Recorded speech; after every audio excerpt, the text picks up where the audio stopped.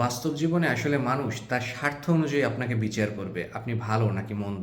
ধরেন না, পাশের বাসার এক ভদ্রলোক যদি আপনাকে বলে, বাবা আমার এই কাজটা একটু করে দাও না, আমার বিদ্যুৎ বিলটা একটু জমা দিয়ে দাও, কোনো কারণে যদি আপনি তার কাজটা করে দেন তাহলে আলহামদুলিল্লাহ, এই ছেলেটা ভালো, ওই অমুক বাসার ছেলেটার সাথে কথা বললাম, সে আমার এই কাজটা করে দিচ্ছে, ছেলেটা খুবই ভালো।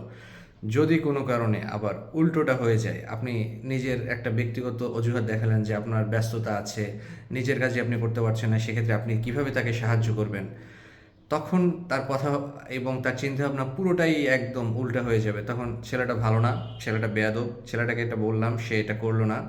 তার মানে হচ্ছে এটাই যে যার যতটুক যেখানে স্বার্থ, আপনি যদি ততটুক ওইভাবে পারফর্ম করেন এবং তার কাজটা করে দেন তার স্বার্থ অনুযায়ী, তাহলে আপনি ভালো। যদি কোনো কারণে আপনি তার কাজটা না করতে পারেন এবং সেখান থেকে আপনি সরে আসেন, নিজের অজুহাত দেখান, তাহলে আর আপনি ভালো না। মানুষ আপনাকে ততটুকুই প্রয়োজন মতো ভালো এবং মন্দ বলবে যতটুকু তার স্বার্থ মতো প্রয়োজন। That's it. Thank you.